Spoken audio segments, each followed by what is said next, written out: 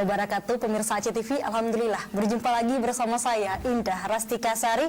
Hari ini di edisi 26 April di tahun 2022, tepatnya di 23 Ramadan 1443 Hijriah. Tidak terasa sudah di akhir Ramadan, dan pastinya selamat menjalankan ibadah puasa dan mempersiapkan Idul Fitri bagi kita semua. Dan hari ini kita akan membahas tema, pemirsa, mengenai peran Dewan Syariah Aceh dalam meningkatkan pertumbuhan ekonomi masyarakat Aceh.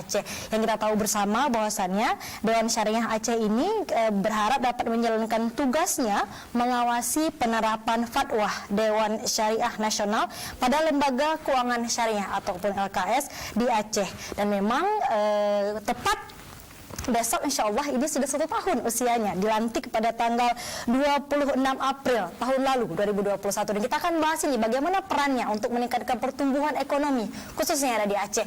Dan bagi Anda pastinya kami mengundang partisipasi Anda bisa menyaksikan tayangan ini selain di layar kaca Aceh TV. Anda juga dapat disaksikan di YouTube dengan kata kunci Aceh TV Live Streaming. Silakan tinggalkan komentar Anda, pesan dan pertanyaan-pertanyaan yang ingin Anda sampaikan mungkin terkait dengan BSI, karena juga ada narasumber kita dari BSI, Bank Syariah Indonesia. Langsung saja kita perkenalkan satu persatu narasumber yang sudah hadir di studio Aceh TV. Tepat di sebelah saya ada Profesor Dr. M. Sabri Abdul Majid selaku Ketua Dewan Syariah Aceh. Assalamualaikum, Prof. Waalaikumsalam warahmatullahi. Terima kasih banyak, Prof, kembali ke Aceh TV untuk waktunya, Prof. Dan di sebelah Prof sudah hadir Bapak Syahrial Ar-Rasyid selaku Area Manajer Bank Syariah Indonesia Aceh. Assalamualaikum, Pak Syahrial. Waalaikumsalam. Terima kasih banyak, Pak, waktunya untuk Aceh TV. Dan di sebelahnya Pak Syahrial sudah hadir Bapak Gamal Ahyar LCMSA selaku anggota Dewan Pengawas Syariah. Saya juga harus mengucapkan selamat nih kepada Pak Gamal. Ini sudah tinggal tunggu pelantikan ya, Pak, ya, untuk Dewan Pengawas Kota ya, Pak, ya. Ini pas sekali kita tanya. Jadi ada untuk provinsi, ada untuk kota, dan juga ada dari BSI. Anda juga bisa langsung menanyakan hal yang ingin Anda tanyakan. Silahkan kami mengundang partisipasi Anda pastinya. Baik, mungkin ke Prof Sabri dulu nih, Prof. Setahun, insya Allah besok ya, Prof? Tanpa terasa. Tanpa terasa. Tapi mungkin bisa diceritakan, mungkin ada yang nggak tahu, Prof, ini Dewan Syariah Aceh. Mungkin Prof bisa memberikan gambaran umum dulu kepada kita. Silakan, Prof. Oke, baik. Assalamualaikum warahmatullahi wabarakatuh. Waalaikumsalam warahmatullahi wabarakatuh. Alhamdulillahilladzi allama bil qalam, allamal insanu ma lam ya'lam. Sallallahu ala sayyidina Muhammadin wa ala alihi wasallam. Host Indah yang kami muliakan dan para narasumber, para pemirsa sekalian, kita memahami bahwa cita-cita masyarakat Aceh untuk melaksanakan syariat Islam sepenuhnya termasuk dalam aspek ekonomi itu sudah dilegal formalkan dengan hadirnya Kanun Lembaga Keuangan Syariah nomor 11 tahun 2018.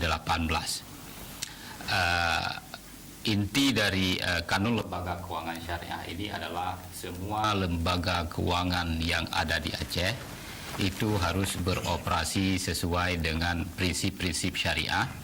Prinsip-prinsip syariah di sini adalah sesuai dengan akad-akad syariah. Lembaga keuangan ini meliputi perbankan, lembaga keuangan non perbankan, dan juga lembaga keuangan informal. Ini semuanya harus beroperasi sesuai dengan prinsip-prinsip syariah. Nah, kita sangat pahami bahwa ya, apakah itu individu atau lembaga juga, sebuah lembaga itu juga terdiri dari individu-individu. Maka untuk melaksanakan aktivitasnya sesuai dengan syariah itu, maka dia harus diawasi. Ya, dia harus diawasi. Maka 1 tahun lahirnya Kanun Lembaga Keuangan Syariah memang juga diamanatkan dalam kanun akan dibentuk namanya Dewan Syariah Aceh. Nah, Dewan Syariah Aceh ini merupakan perwakilan dari Dewan Syariah Nasional Majelis Ulama Indonesia, karena fungsi utama dari Dewan Syariah adalah mengawasi operasional lembaga-lembaga keuangan syariah di Aceh itu sesuai dengan prinsip-prinsip syariah, sesuai dengan fatwa-fatwa yang dikeluarkan oleh Dewan Syariah Nasional Majelis Ulama Indonesia. DSA tidak punya peran untuk mengeluarkan fatwa. DSA hanya memastikan semua lembaga keuangan yang ada di Aceh itu beroperasi sesuai dengan fatwa-fatwa Dewan Syariah Nasional, ya, Majelis Ulama Indonesia. Karena hingga hari ini itu sudah hampir 130-an fatwa-fatwa yang sudah dikeluarkan terkait apakah produk-produk perbankan, ya, koperasi, dan juga bicara pasar saham dan juga produk-produk lainnya.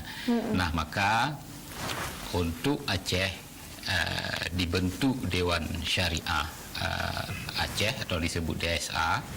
Ini sesuai dengan Pergub nomor 56 ya tahun 2020, dan juga di Kanun Lembaga Keuangan Syariah itu juga diamanatkan bahwa di level kabupaten kota itu juga harus dibentuk Dewan Syariah Kabupaten Kota atau kita sebut dengan DSK.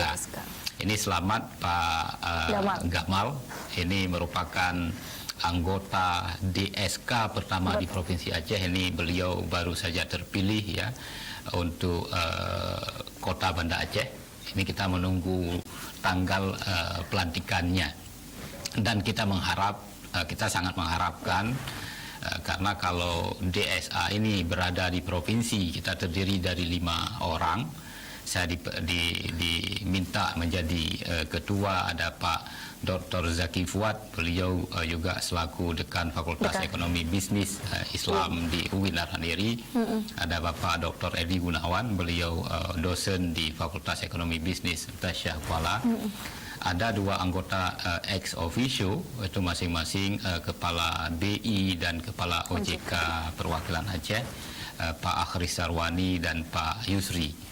Nah, kita berlima, ya, diberi amanah dan tanpa serasa ini sudah, ya, menjelang 1 tahun. Nah, keberadaan DSA ini akan bisa berperan lebih optimal kalau memang sudah di level kabupaten kota itu sudah akan ada DSK. Kita sangat mengharapkan tahun ini, ya, paling lambat tahun ini, akhir tahun ini, semua kabupaten kota sudah memiliki DSA. Dan juga pada level lembaga keuangan itu juga ada pengawasnya.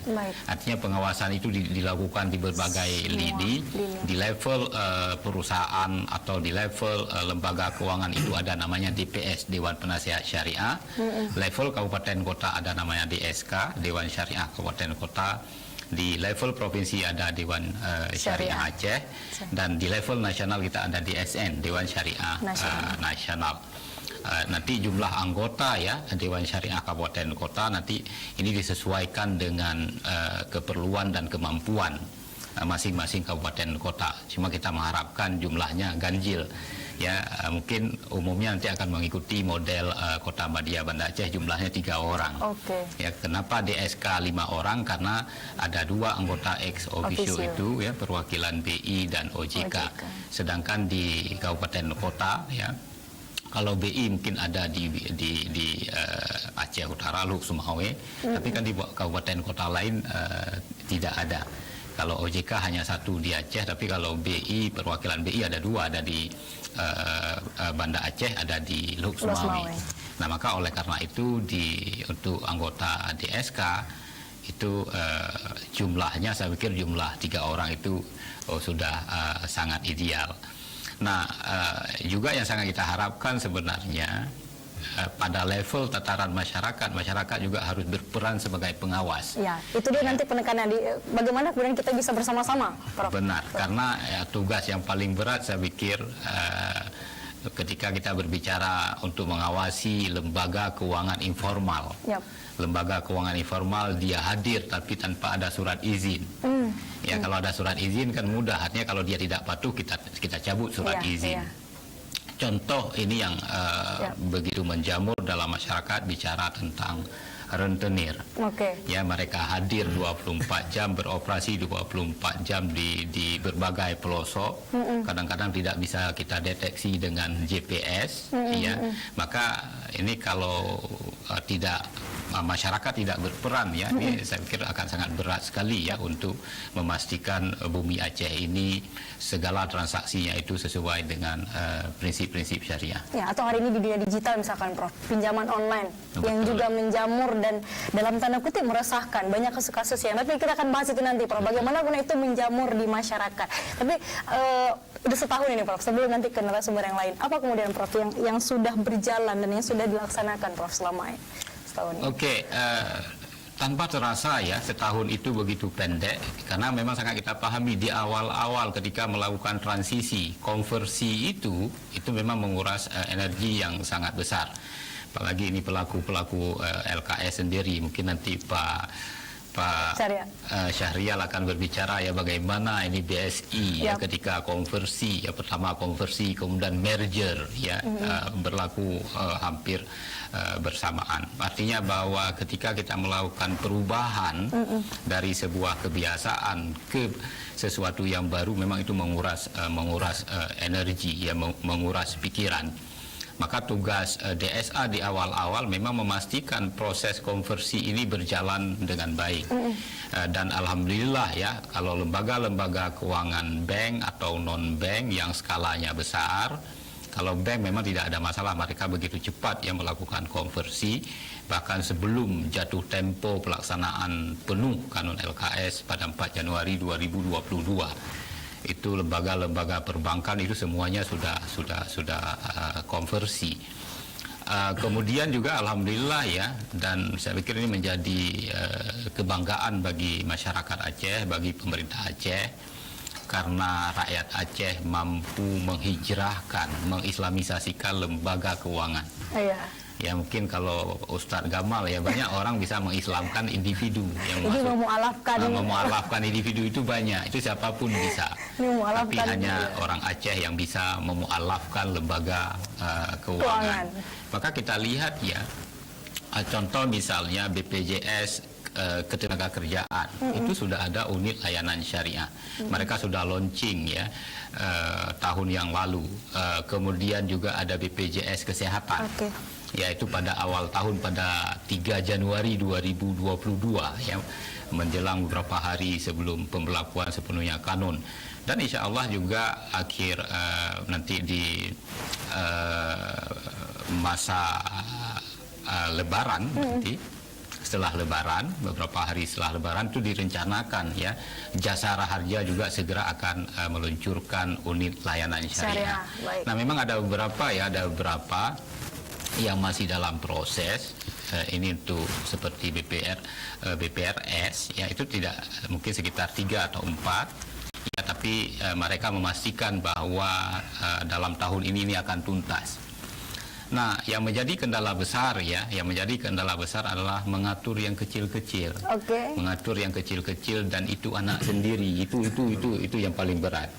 Mengatur BSI besar, dan BSI bukan punya pemerintah Aceh, dan BSI itu akan segera menyesuaikan, karena di mana di mana bumi dipijak, di situ langit dijunjung. Mereka sangat menyadari itu. Ya, maka lembaga-lembaga keuangan, ya, yang kantor pusatnya di Jakarta itu sangat cepat sekali yang melakukan konversi. Mereka sangat agresif sekali. Yang sudah diatur, ya, yang mana nih, Prof? Yang susah diatur adalah anak sendiri yang kecil-kecil. Siapa, Prof? Yang kecil-kecil itu, ya, salah satunya adalah kita berbicara tentang koperasi. Ya, nah, koperasi menurut data terakhir, ya, dan ini harus menjadi perhatian besar, ya, kita semua, ya, baik anggota koperasi, ya, masyarakat anggota koperasi atau pengurus koperasi. Dari data yang saya dapatkan dari Dinas Koperasi, itu baru sekitar 6,2% yang baru hijrah, ya, beroperasi sesuai dengan prinsip-prinsip syariah. Ada 3,8% lagi itu belum. Bukan 3,8, berarti 93 malah. Ya, 93,8%, ya, masih banyak sekali. Artinya kalau kita anggap dalam 100 baru 6 orang. Baru 6 orang yang sudah hijrah. Nah, memang kalau koperasi ini memang banyak masalah, tidak sesederhana yang kita bayangkan. Baik. Karena mereka itu hadir begitu mudah dan juga meninggal juga begitu mudah tanpa diketahui oleh masyarakat sekelilingnya, ya. Tidak perlu buat nujuh, ya, lahir juga begitu. Nah, maka kadang-kadang nama mereka ada, ketika dicek di lapangan kadang-kadang tidak ada, ya. Nah, maka ini menjadi tantangan berat, ya, menjadi tantangan berat. Maka upaya yang gencar untuk mengidentifikasikan koperasi-koperasi yang ada di Aceh, pastikan apakah mereka mau konversi atau tidak. Kalau tidak mau konversi, berikan batas waktu, ya, katakanlah dalam batas waktu tertentu untuk menyelesaikan semua permasalahan dan kemudian tutup. Dan mereka yang berkomitmen, ya, untuk konversi, itu idealnya kita meminta mereka membuat pernyataan atau membuat timeline, artinya tenggang waktu dan melaporkan progres, ya, perubahan ke prinsip-prinsip syariah. Padahal kalau kita lihat memang dinas terkait itu sudah sangat optimal, ya, untuk melakukan upaya-upaya itu bagi pendanaan awal untuk proses konversi, ya. Dan nah, maka saya pikir semua masyarakat ini harus terus saling mengingatkan, ya, karena memang DSA insya Allah mulai bulan 6 ini kita akan melakukan pengawasan. Karena setiap DPS, Dewan Penasehat Syariah, yang ada pada level lembaga keuangan itu harus membuat laporan, ya, 1 tahun itu 2 kali. Artinya itu belum berjalan sebelumnya, Prof? Baru sosialisasi saja, baru, ya? Ya, tapi kita mulai tahun ini kita akan melakukan evaluasi, ya, dan memang saya pikir tidak ada, ya, sesuatu itu akan bisa berubah 100% secara totalitas. Dan maka proses perlahan-lahan, ya, secara gradual tapi pasti. Ya, maka kadang-kadang saya mengatakan ke Pak Syarial, ini mohon jangan salah ditafsirkan. Kanun ini bukan ditujukan untuk orang luar, tapi juga kanun ini untuk juga masyarakat Aceh. Kadang-kadang kan kawan-kawan dari luar protes, Pak, kok yang di dalam anak-anak kecil ini kok dibiarkan? Ngurus anak kecil itu memang berat. Oke, itu yang paling berat justru, ya. Kalau masyarakat nggak ada masalah, ya, Prof, ya? Iya, kalau yang besar-besar ini mudah, mereka kan sudah mandiri. Baik. Ya. Tapi seperti antusias kita ke Pak Syarial nih, Pak. Ada pertanyaan di live chat ini, Pak. Tapi kita ini pertanyaannya, Assalamualaikum. Mengapa BSI sering bermasalah jaringannya? Seperti hari ini mau transaksi tapi tidak bisa melalui mobile banking. Terima kasih. Tapi nanti, Pak, dijawab. Kita break dulu. Jangan kemana-mana, pemirsa, yang saya akan kembali setelah yang satu ini.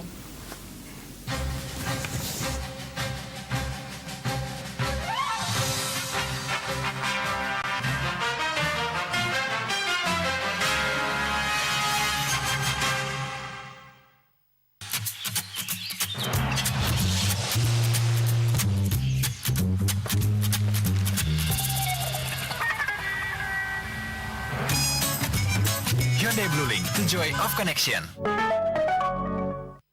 Bisa kita awali dengan laporan perdana, Saudara. Banjir bandang menerjang Dusun Mantam, Desa Tembolon, dan merusak rumah warga di Kampung Negeri Antara 2024 dan meraih kemenangan pada lokasi yang terpisah.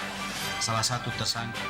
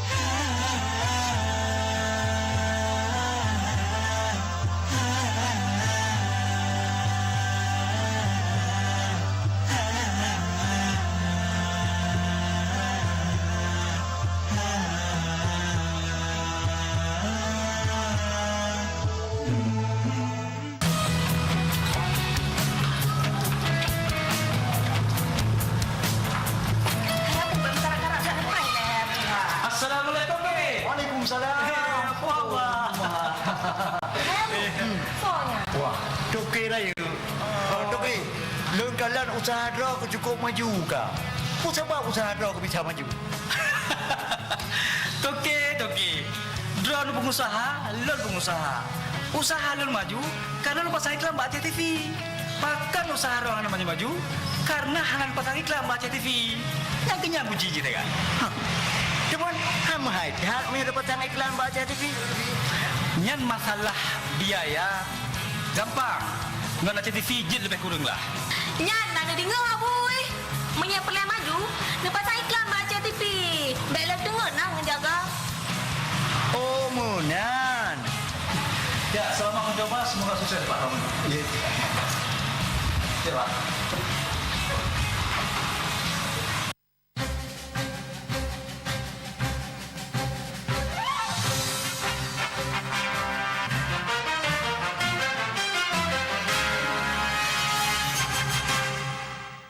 Anda masih menyaksikan talk show Aceh TV pemirsa, dan masih dengan tema kita bagaimana kemudian peran Dewan Syariah Aceh dalam meningkatkan pertumbuhan ekonomi masyarakat Aceh. Dan tadi di segmen awal sudah dijelaskan oleh Profesor Sabri bagaimana kemudian DSA terbentuk dan apa kemudian yang dilakukan oleh DSA selama ini. Dan kami masih menunggu partisipasi Anda di live chat YouTube dengan kata kunci Aceh TV live streaming. Dan sudah hadir dan sudah ada ini pertanyaan ke Pak Syariah nih Pak, yang sebelum break. Assalamualaikum, mengapa BSI sering bermasalah jaringannya seperti hari ini, mau transaksi tapi tidak bisa melalui M-Banking? Terima kasih. Silakan Pak. Baik, terima kasih. Ini dari Devdean Pak. Ya, terima kasih atas kesempatan yang diberikan kepada kami di BSI. Alhamdulillah, syukurillah, seperti disampaikan oleh Prof. Sabri tadi bahwa ini ada berkah konun pada lembaga keuangan yang seluruhnya harus menjadi lembaga keuangan syariah. Perlu kami sampaikan bahwa untuk lembaga-lembaga keuangan yang milik pemerintah dalam hal ini yang beroperasi di Aceh, sebelumnya ada Bank Mandiri, BNI dan BRI, itu mereka bergabung, dikonversi ke anak perusahaannya, yaitu kalau BRI itu ke BRI Syariah, kemudian BNI ke BNI Syariah, dan untuk Mandiri ke Bank Syariah Mandiri. Nah, setelah konversi menjadi syariah, alhamdulillah pemerintah punya rencana yang lebih besar lagi, yaitu menggabungkan, memerger seluruh perbankan bank syariah milik BUMN. Itulah yang pada tanggal 1 Februari itu di launching langsung oleh Bapak Presiden Jokowi di Istana Negara 1 Februari 2021 yang lalu, yang kita belum pernah lihat ada bank diluncurkan di Istana Negara. Ini menunjukkan bahwa pemerintah sangat komit terhadap perkembangan perbankan syariah, wabil khusus di Provinsi Aceh yang telah menerapkan lembaga konon keuangan syariah. Nah, perlu kami sampaikan bahwa proses ini kan berjalan. Yang tadinya 3 bank konversi, kemudian digabung jadi 3. Artinya kan ada total 6 bank. Di bulan November bergabung lagi Bank Mandiri Taspen. Totalnya ada 7 bank. Perlu kami sampaikan bahwa pada 1 Februari itu kita sebutkan dengan legal merger. Artinya secara legal itu bank-bank sudah bergabung.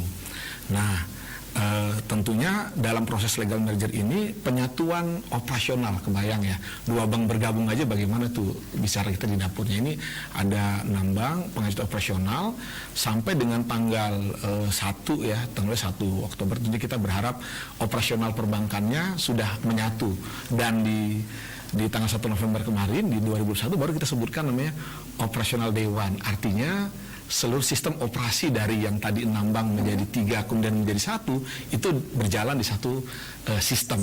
Itulah yang tentunya masyarakat Aceh merasakan dinamika tadi sampaikan Prof. Sabri bagaimana penggabungan itu. Tapi menurut kita ini kita berusaha dengan sangat kuat sekali dengan dukungan dari kantor pusat, komitmen untuk tetap melayani masyarakat Aceh ya, dengan konversi lembaga keuangan ini dalam bentuk lembaga keuangan syariah, kira itu. Nah, lalu dalam tentunya karena ini memang kita mewarisi bisnis dari induk kita. Nah, induk kita kan tentu tadi yang bank-bank konvensional besar yang sudah tidak beroperasi di Aceh. Tentunya ada dinamika di masyarakat, misalnya paling tadi ya mulai dari digital teknologi ya, banyak faktor yang terjadi, misalnya di awal-awal itu banyak persoalan terkait dengan ATM, manajemen komit tuh dari 700 ATM, sepertiga kita ganti, itu sekitar 260 tuh diganti dalam waktu sekitar 3 bulan. Oktober sampai dengan bulan Januari kemarin itu diganti dengan yang baru. Yang baru kebayang ya, ATM yang teknologinya dulu chip, sekarang kan pakai magnetic strip, diganti dengan yang kartu chip sekarang, itu diganti baru, mudah-mudahan itu sudah berjalan. Kemudian dengan digital banking dan sebagainya itu sudah berjalan. Bahwa tadi ada pertanyaan kenapa sebagainya, itu kita perlu cek, karena kan memang terkait dengan teknologi seperti HP kita kan pasti banyak faktor ya. Banyak faktor, apakah itu faktor jaringan dan sebagainya, tapi itu menjadi masukan buat kita untuk meningkatkan terus layanan dan transaksi kita, khususnya terkait dengan digital banking yang memang hari ini menjadi concern dan kebutuhan seluruh masyarakat. Itu Pak Syarah, ini menarik juga kan, banyak nih Pak, dari 6 kemudian jadi 1, bahkan 7. Bagaimana Pak ini memastikan ini tidak ganti kostum aja nih Pak, tapi juga seluruhnya ini memang benar-benar syariah. Nah, ini pertanyaan menarik nih, apalagi terkait dengan topik kita hari ini, peran DSA. Kami alhamdulillah ya, pertama harus mengucapkan terima kasih nih kepada seluruh ulama di Aceh ya, kemudian para umaro atau pemerintah yang melahirkan konun.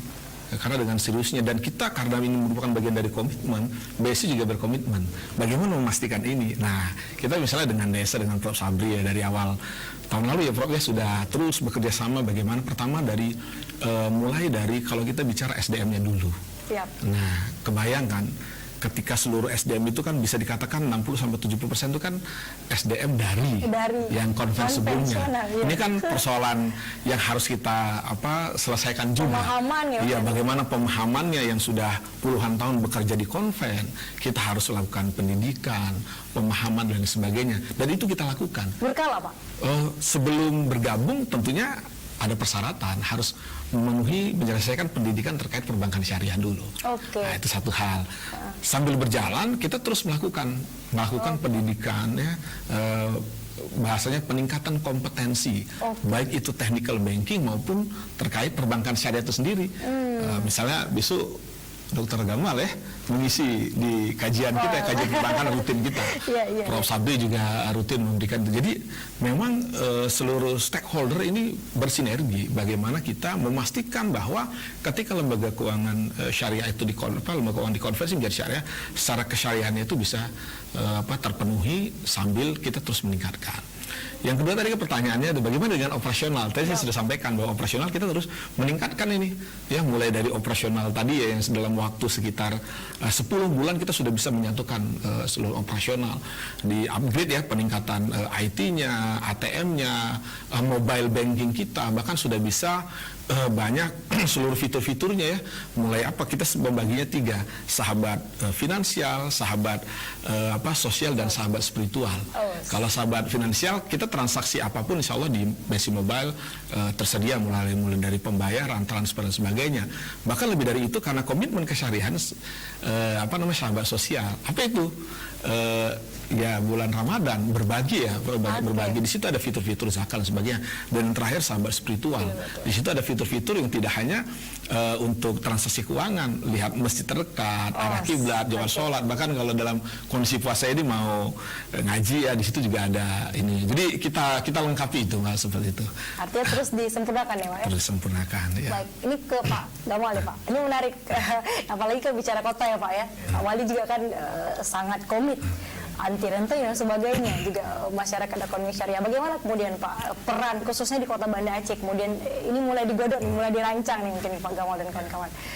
Baik, jadi berbicara tentang dalam ruang lingkup Kota Banda Aceh, memang sebagaimana yang disebutkan oleh Prof tadi, kondisi masyarakat kita ya, di mana banyak juga terjadi praktek-praktek yang memang sudah menyalahi aturan ibadah syariah itu, atau rentenir yang sudah menjamur ya. Bahkan ada juga temuan ini Prof, ada koperasi syariah ya, tapi dalam prakteknya itu dia sama seperti rentenir. Jadi misalkan diberikan pinjaman ke para penjual yang ada di pasar-pasar, misalkan 1 juta. Nah, itu wajib dikembalikan nanti 1.200.000. Nah, tentu kan ini udah bukan lagi prinsip syariah, ini udah kezaliman sama seperti rentenir ya, mereka udah mematok gitu. Padahal sebab kalau dalam syariah itu bukan seperti itu caranya, ada mekanisme dan ada cara-cara yang bisa ditempuh ataupun dengan qardul hasan dan lain sebagainya. Nah, tentu keresahan ini dirasakan banyak pihak, khususnya para pedagang yang terlibat di pasar-pasar ya. Kemudian juga berkaitan dengan pemahaman dari sebagian orang yang mana mereka ingin mendapatkan harta yang banyak ya. Walaupun kadang-kadang dengan cara yang syubhat lah ya. Sehingga ya, kayak tadi ya, banyak yang membandingkan antara konven, waktu konven kayak gini ya, dengan syariah kayak gini ya. Hubungannya ataupun marginnya dengan konven kok lebih murah daripada syariah ya. Jadi sebenarnya kan ini juga ya boleh kita katakan harta yang kita dapatkan ini ya, ini juga sebagai ujian ya. Ujian bagaimana maksudnya? Ujian itu ada dua. Ada ujian dari segi perintah Allah. Contoh misalkan zakat, itu juga ujian bagi kita ya. Mau nggak keluarin zakat? Kan perintah dari Allah. Kadang-kadang ada orang yang diberikan harta lalu dia nggak mau keluarin zakat, berarti nggak ikut perintah Allah. Ada juga yang kedua, ujian dari segi bentuk larangan-larangan ya. Contoh larangan untuk transaksi ribawi dan sebagainya. Dan secara umum prinsip keuangan syariah itu tentu harus terhindar daripada riba, kemudian tidak ada bentuk kezaliman, tidak ada unsur ketidakjelasan ya, tidak ada gharar, perjudian dan lain sebagainya.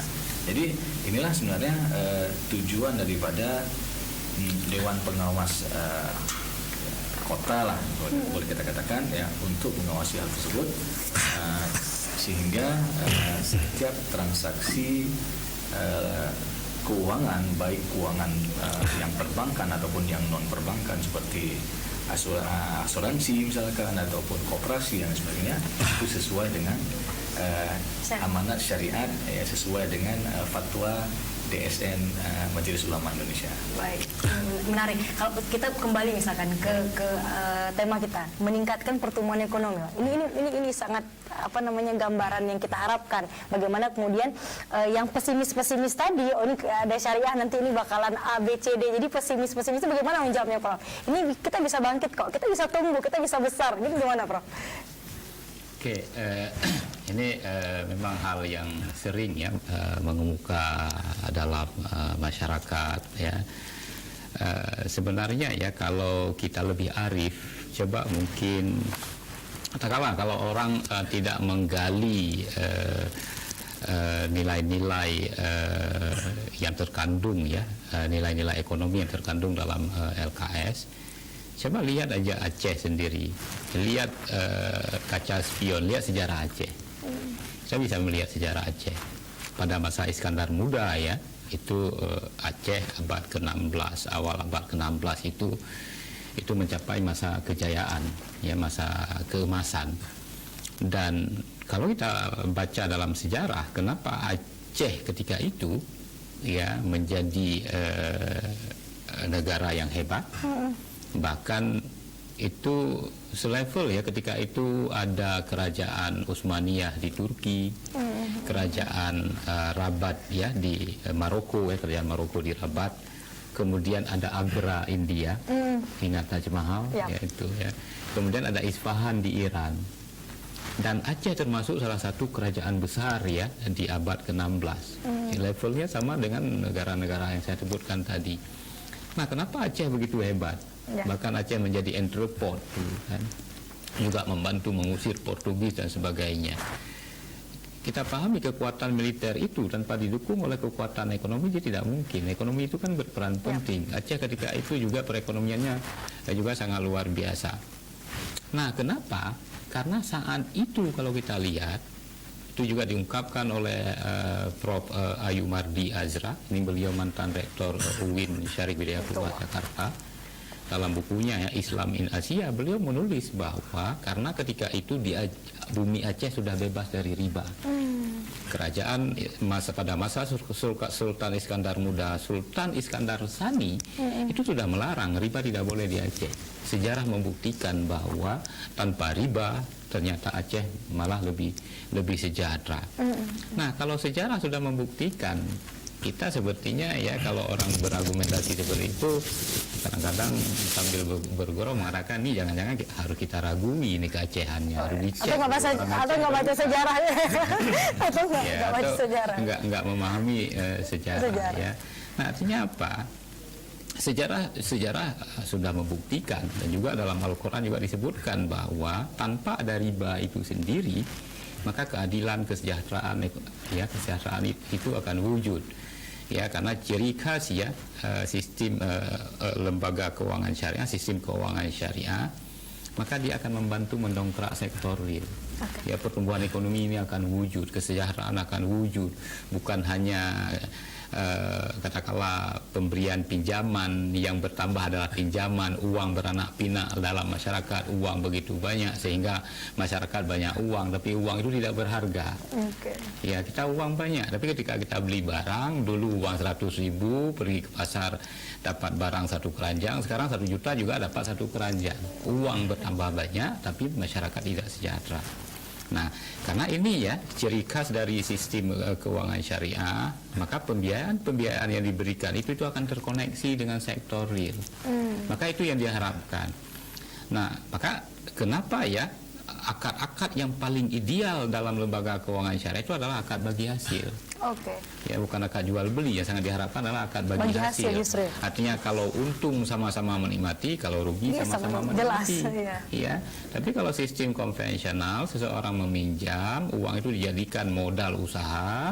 Kalau dia rugi, dia tetap harus membayar. Pemahaman itu yang penting. Kemudian ditambah dengan bunga. Maka kan saya sering mengatakan ya kalau sistem keuangan konvensional berbasis ribawi itu bagaikan orang sudah jatuh di puncak tangga, ini datang orang lain lagi dianya ini jadi injak-injak Timpal. Ya, artinya ketidakadilan yang sangat luar biasa. Maka ini ya kehadiran Dewan Syariah memastikan ya kita tidak mau kan yang berubah hanya nama, yang berubah hanya label. Kostum aja. Kita mau hatinya berubah, hatinya berubah. Nah, maka di samping itu bahkan kanun ya ada pasal-pasal yang lebih maju untuk memastikan.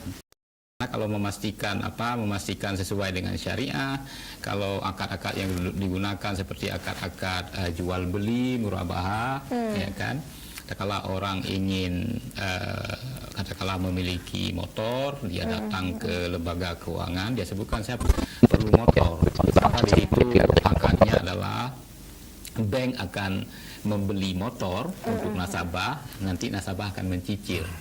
Ya, bank mengambil keuntungan. Itu akad-akad murabahah. Tapi yang diharapkan adalah akad-akad yang berbasis bagi hasil seperti muzarabah atau musyarakah. Karena di situ ya diharapkan akan bisa membangkitkan sektor real. Baik, mungkin ke pertanyaan tadi yang Prof berkaitan. Bagaimana ini memastikan tidak ganti kostum, Prof? Ini dari Prof sendiri mungkin selaku DSA. Bagaimana kemudian memastikan seluruh, walaupun tadi banyak kendala dari yang kecil-kecil, bagaimana memastikan ini tidak hanya ganti kostum, Prof, untuk berjalan sesuai dengan konteks syariah? Nah, ketika ya sebuah permainan lembaga keuangan syariah sudah mulai, ya genderang perang sudah ditabuh.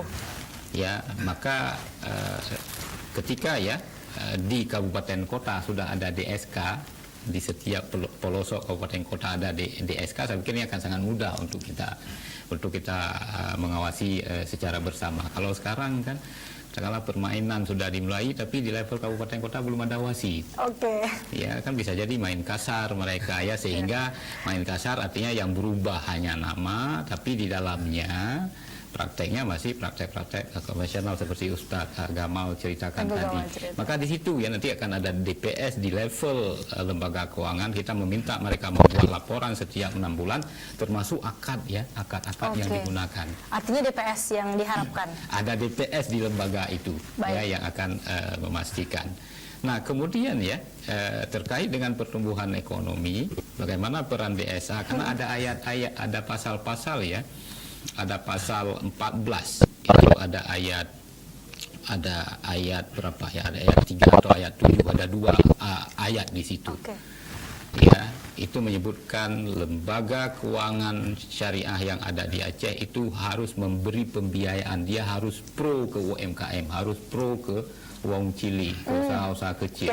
Nah, itu ya targetnya tahun 2024, memang itu secara bertahap ya, kalau saya tidak keliru ya 2020 itu 20%, 2022 30%, nanti 2024 itu 40%. Artinya lembaga keuangan harus berpihak ke UMKM. Ya, kemudian juga harus berbasis bagi hasil tadi. Itu juga diatur sampai 40% pada tahun 2024. Ya, dan kemudian juga yang menarik adalah kanun juga mengamanatkan lembaga keuangan syariah ini dia harus mendukung Baitul Mal untuk menghimpun dana zakat, wakaf, infak dan sedekah atas nama Baitul Mal. Ya, kemudian ada juga satu pasal lagi ya, kalau saya tidak keliru pasal 23 itu disebutkan pemerintah provinsi dan juga pemerintah kabupaten kota itu diberi wewenang untuk menghimpun dana yang bersumber dari masyarakat dengan mengeluarkan obligasi syariah untuk membangun infrastruktur. Katakanlah di Lok Sumawe ini membangun rumah sakit regional berlevel internasional, silakan, dana itu bersumber dari masyarakat. Pemerintah kabupaten kota akan mengeluarkan surat berharga syariah ya dalam bentuk obligasi syariah. Ya, sehingga nanti pembangunan di Aceh pembangunan yang dilakukan oleh masyarakat, kemudian untuk masyarakat dikelola oleh masyarakat, artinya pembangunan yang berbasis masyarakat ya, community based development. Nah, sebenarnya kalau kita lihat dalam kanun itu ya saya pikir sangat luar biasa sekali. Mungkin Pak Syahrial saja saya pikir ya, Pak Syahrial saja cemburu ya dengan kanun LKS ini. Harapan kita ya Pak, nggak cuma tertulis ya Pak, tapi juga pelaksanaannya yang kita nantikan ya Prof. Cuma yang menjadi tantangan berat bagaimana ya mimpi tersebut itu bisa menjadi nyata. Baik, cuma kalau Pak Syahrial udah nyata kayak Prof. Mungkin di BSI Pak, yang dilakukan BSI mungkin untuk selama ini, silakan Pak. Baik, terima kasih. Betul ya, tadi Konun Aceh itu sangat lengkap ya terkait dengan lembaga keuangan syariah, dan tentunya BSI komit untuk menjalaninya karena kita memang beroperasi dan hidup di bumi Aceh ini. Nah, setelah tadi saya sampaikan tahun pertama kita memang melakukan konsolidasi operasional, bagaimana proses konversi ini berjalan dengan baik sesuai dengan harapan masyarakat bisa melayani. Tapi paralel kita kan juga tetap harus bagaimana sesuai dengan tema ini, bagaimana peran kita bisa turut dalam peningkatan ekonomi masyarakat sebagaimana yang diamankan oleh konun itu sendiri. Jadi kalau kita pahami betul bahwa fungsi bank itu kan menghimpun dana masyarakat, kemudian menyalurkannya kembali dalam bentuk pembiayaan. Nah, kalau buat kita bank tentu hitung-hitungan atau adalah buktinya itu dalam bentuk angka. Kira-kira betul nggak kita sudah memberikan kontribusi? Memang masih terus kita tingkatkan ya. Tapi kalau dari angka per Desember 2021 yang lalu, kita alhamdulillah masyarakat Aceh mempercayakan dananya kepada kita sekitar 16,1 triliun. Tapi di sisi lain kita salurkan sekitar 16,5 triliun. Artinya apa? Kalau dalam bank itu dikenal dengan financing to deposit rasio pembiayaan disalurkan kepada masyarakat dari penghimpunan dana itu melebihi 100%. Itu angka yang cukup yang besar ya buat perbankan. Kenapa? Karena idealnya memang dia di angka 80. Tapi kita di Aceh ini, BSI Aceh sudah bisa sampai di atas 100%. Artinya apa kita mau bilang? Amanah yang diberikan oleh masyarakat Aceh dalam penghimpunan dana itu kita 100% kita salurkan, bahkan ditambah lagi 209 dari kantor pusat. Itu yang pertama. Nah, yang kedua, betul bahwa roda ekonomi di Aceh ini memang digerakkan oleh usaha menengah kecil ya, usaha mikro, kecil dan menengah, UMKM. Bagaimana dengan amanah konun yang mengamanahkan 40%? Kemarin kita cek lagi datanya dari 16,5 triliun itu yang kita salurkan dalam bentuk pembiayaan. Alhamdulillah BSI per Desember 2021 sudah menyalurkan 44%-nya memang UMKM. Untuk UMKM. Artinya amanah konun yang ditargetkan di 2024, di 2021 itu sudah kita penuhi. Kita memberi pesan bahwa ya memang BSI hadir di tengah-tengah masyarakat untuk bersama-sama tumbuh ya, menggerakkan roda perekonomian seperti yang disampaikan oleh Prof. Sabri tadi. Gitu, bagaimana dengan lembaga keuangan syariah dengan konun ini masyarakat bisa syariah makosid syariah. Makanya kita punya tentunya kita yang ditugaskan di Aceh ini, para pemimpin dan seluruh pegawai di BSI punya visi atau punya target bagaimana kita menjadi dominan kontributor terhadap pertumbuhan perekonomian di Aceh, tentunya melalui lembaga keuangan syariah itu sendiri. Ini juga sejalan Pak. Ini ada yang komen dari Joni, moga syariah secara kafah. Amin. Amin. Mohon doanya. Nah, ini penting ini. Jadi memang stakeholder perbankan syariah ini kan tadi kita sampaikan mulai dari ulama ya sebagai yang menjaga kesyariahan, regulator pemerintah, dan yang paling penting masyarakat sebagai nasabah kami. Ya, tentunya kita kan terus berbenah memperbaiki diri sistem bagaimana seluruh layanan perbankan yang tadinya ditinggalkan ya atau diwarisi oleh induk kita itu bisa kita berikan bahkan lebih baik lagi. Ada produk-produk yang tidak bisa dilayani oleh konven yang di perbankan syariah itu bisa dilayani. Makanya tadi doain oleh Pak Joni, kita makasih betul Pak Joni. Ayo kita bareng-bareng nih. Kalau ada hal-hal yang harus kita perbaiki, sampaikan untuk sama-sama kita terus improve layanan perbankan syariah di Aceh. Sehingga apa? Sehingga masyarakat ya Aceh ataupun Indonesia, bahkan masyarakat dunia bilang, oh yes, betul, ketika penerapan lembaga keuangan syariah di suatu daerah itu mampu memberikan layanan terbaik yang pada akhirnya memberikan kesejahteraan kepada masyarakat sebagaimana catatan sejarah yang disampaikan oleh Prof. Sabri tadi. Dan Aceh jadi pilot project juga ya Pak, karena kan dari di Aceh, di syariahnya kan di Aceh juga ya Pak. Betul. Baik. Ini juga ada pertanyaan Pak, ini sepertinya dari Agung. Assalamualaikum, adik saya mendaftar universitas di luar Aceh. Betul. Tetapi pembayarannya ke bank konvensional, sedangkan bank konvensional sudah tidak ada lagi di Aceh. Ini kan sangat menyusahkan bagi kami. Ini gimana Pak? Jadi ini menarik ya terkait dengan layanan, transaksi dan sebagainya. Makanya kita mengajak ini. Tadi kan saya sampaikan mengajak seluruh masyarakat, ayo dukung LKS syariah di Aceh ini, lembaga keuangan syariah di Aceh, dan kita juga mengajak regulator, seluruh stakeholder lah ya, termasuk universitas ya, yang ketika dia ingin bertransaksi ya rekeningnya harusnya rekening di Aceh ini ya. Rekeningnya rekening bank syariah. Itu baik itu BSI maupun bank syariah lainnya. Seluruh pusat-pusat perbelanjaan gitu ya, yang dia memang dari Jakarta beroperasi di sini semua. Sehingga apa? Masyarakat termasuk tadi Pak Agung ya. Artinya ketika ingin melanjutkan pendidikan pada saat mau pembayaran harusnya sudah tertera, dan kami dari BSI juga akan terus melakukan pendekatan kerjasama dengan seluruh lembaga-lembaga yang beroperasi ya, baik itu lembaga pendidikan ya, lembaga pemerintahan dan sebagainya, agar rekeningnya memang rekening syariah, sehingga memudahkan masyarakat Aceh yang memang sudah bersyariah secara ekonomi. Jangan-jangan universitas di sana juga ada BSI, cuma si mahasiswa ini tidak mau milih BSI di sana. Oh, jadi tidak ada jadi pilihannya di mahasiswa ya. Atau jika kayak seperti ini Pak, berarti memang harus keluar Aceh ya berarti Pak. Kalau misalkan tidak ada pilihan konvensional misalkan. Ya, kalau kami di BSI yang melayani transaksi terhadap rekening yang ada di transaksi. Walaupun sebenarnya kita bisa kasih kita kasih solusi, misalnya kalau itu sifatnya pembayaran. Sebenarnya mudah, kan sekarang zaman teknologi, di digital banking ya. Di BSI Mobile kita kan bisa melakukan transaksi, transfer. Bisa transfer ke rekening yang dituju, itu sudah sederhana sebenarnya. Misalnya rekening yang dituju bank A, bank konven di luar, bisa ditransfer pembayarannya. Mungkin ada yang komen, Pak, ada biayanya. Ya. Betul, setiap transaksi ada biaya, dan alhamdulillah sekarang kita di perbankan di seluruh Indonesia untuk transfer ada namanya aplikasi pakai BI Fast. BI Fast itu di BSI Mobile kita itu sudah tertera yang biayanya seragam di seluruh perbankan itu, dan sangat murah sekali.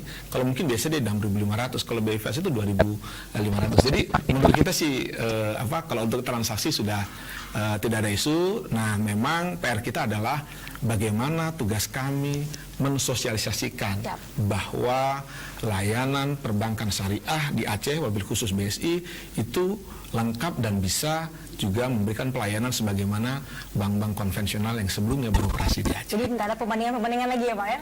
Sudah selesai. Ya, itu challenge buat kita. Challenge. Jadi kita akan lanjutkan lagi Bapak, kita break sejenak. Jangan kemana-mana pemirsa, masih tunggu partisipasi Anda di live chat YouTube dan setelah yang satu ini.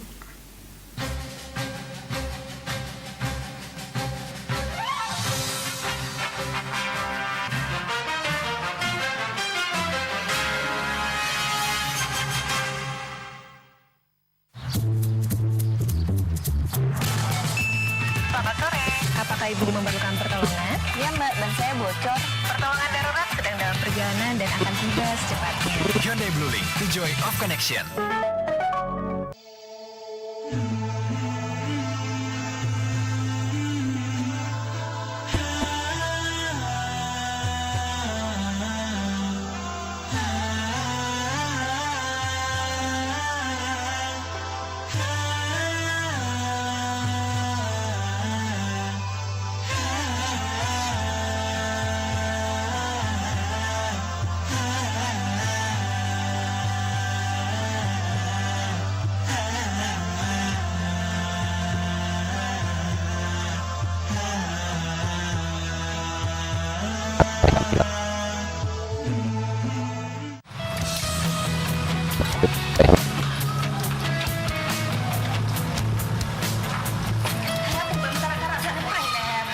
Assalamualaikum Ki. Waalaikumsalam. Wah, Toki lah you. Toki, lengkalan usaha draw ke cukup maju ka. Sebab usaha draw ke bisa maju. Toki. Drone pengusaha, lon pengusaha. Usaha lon maju karena lu pasang iklan Mbak Aceh TV. Bahkan usaha orang namanya maju karena hanan pasang iklan Mbak Aceh TV. Yang kenyang puji kita kan. Cuman, hamai hak ni dapat pasang iklan Mbak Aceh TV. Nyan masalah biaya gampang. Ngan Aceh TV jet lebih kurang lah. Yan, nak dengar lah boy. Menyak pilihan maju, dia pasang iklan Mbak Aceh TV. Baiklah dengar nak menjaga. Oh, Munan. Ya, selamat mencoba. Semoga sukses Pak Romo. Ya. Ya, Pak.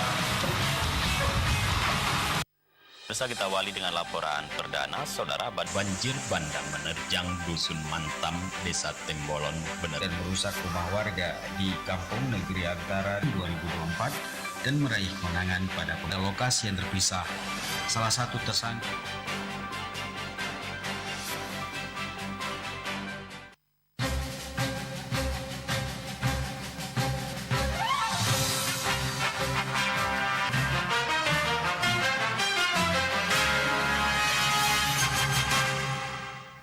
Kita sudah sampai di segmen akhir talk show kita hari ini dengan membahas tema peran Dewan Syariah Aceh dalam meningkatkan pertumbuhan ekonomi masyarakat Aceh khususnya. Dan memang tadi di segmen-segmen sebelumnya kita sudah banyak bercerita bagaimana kemudian yang dilakukan oleh Dewan Syariah Aceh dan juga BSI dan bagaimana kemudian yang kita harapkan untuk meningkatkan pertumbuhan ekonomi yang ada di Aceh.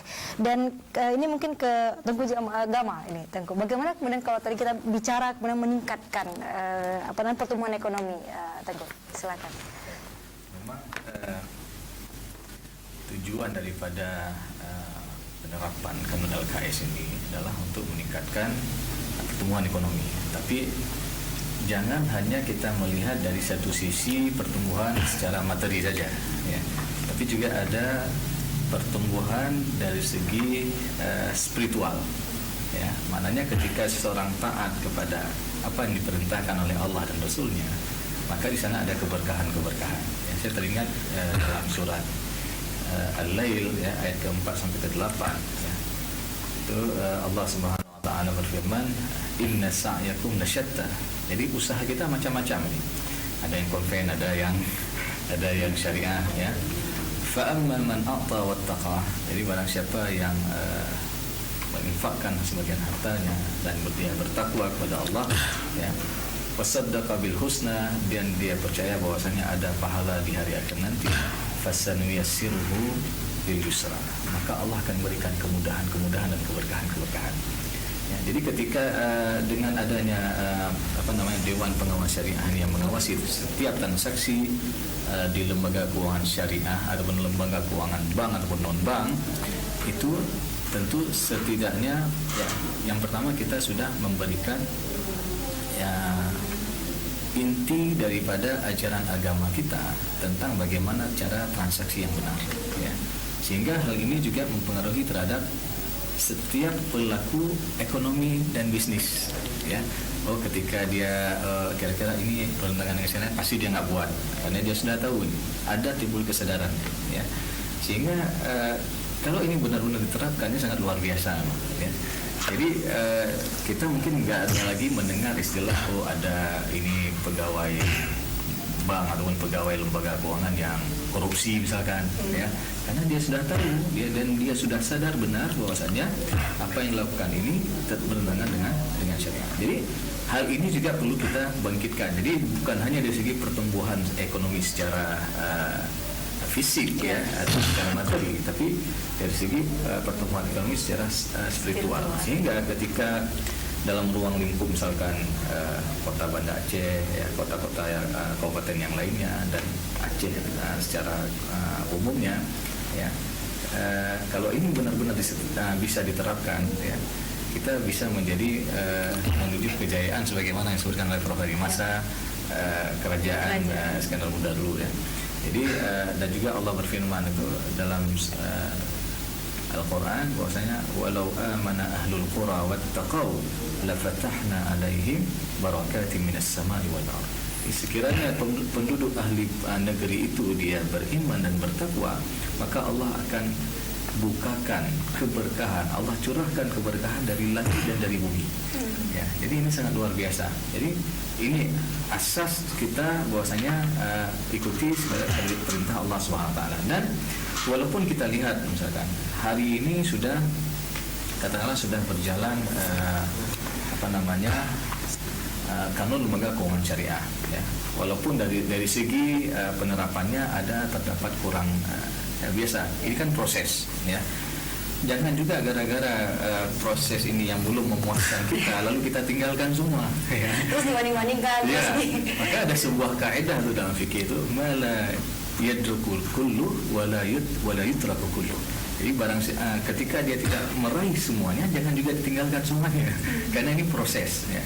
Proses ini butuh waktu dan mudah-mudahan ketika ada dukungan daripada semua pihak, ya, lagi di tingkat pengawasan, ya, sudah ada di tingkat instansi itu sudah ada DPS-nya, ya, kemudian dari tingkat kabupaten kota ada DSK, kemudian dari provinsi ada DSA, ya, dan juga dari segi nasionalnya sudah ada DSMUI, ya. Jadi ketika ini bisa diawasi dan bisa dilakukan pengawasan dengan baik, insya Allah seluruh transaksi kita mudah-mudahan diberkahi oleh Allah SWT. Amin. Harapan kita maksudnya. Ya, Baik, terima kasih Tengku, Pak Syahrial dan Prof untuk waktunya. Kita sudah hampir habis kalau kita bicara pastinya tidak, dan kita akan terus bertanya-tanya dan menggali masih, ya, Pak, ya, tapi waktu kita sudah habis.